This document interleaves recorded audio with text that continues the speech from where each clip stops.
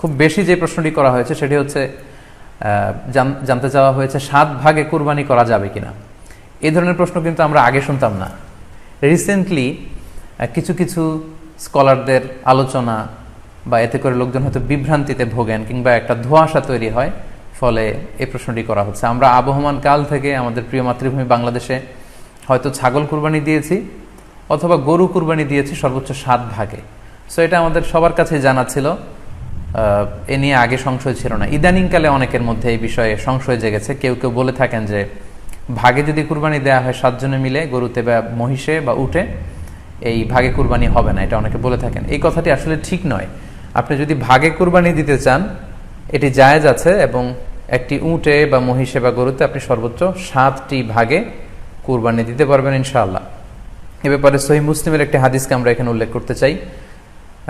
সাইয়েদনা জাবের রাদিয়াল্লাহু তাআলা আনহু থেকে বর্ণিত, তিনি বলেন, ক্বালা হাজাজনা মা রাসূলিল্লাহি সাল্লাল্লাহু আলাইহি ওয়াসাল্লাম, আমরা আল্লাহ রাসূল সাল্লাল্লাহু আলাইহি ওয়াসাল্লামের সাথে হজ করেছি। ফানাহারনাল বাঈরা আন সাবআ, সেখানে আমরা উট কুরবানি দিয়েছি 7 জনের পক্ষ থেকে। ওয়াল বাকারাতা আন সাবআ, আর আমরা সেখানে গরু কুরবানি দিয়েছি 7 জনের পক্ষ থেকে। খুব সুস্পষ্ট, একটি উটে ওনারা 7 জন অংশগ্রহণ করতেন, একটি গরুতে 7 জন অংশগ্রহণ করতেন।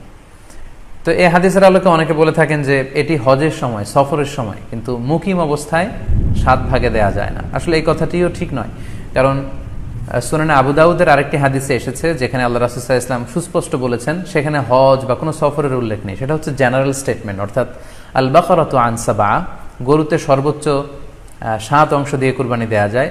ওয়াল জাযুরু আন সাবআ, আর উটের ক্ষেত্রেও সর্বোচ্চ 7 অংশ দিয়ে কুরবানি দেয়া যায়। তো এই হাদিস, দ্বিতীয় যে হাদিসটি উল্লেখ করলাম, এটা হচ্ছে জেনারেল স্টেটমেন্ট।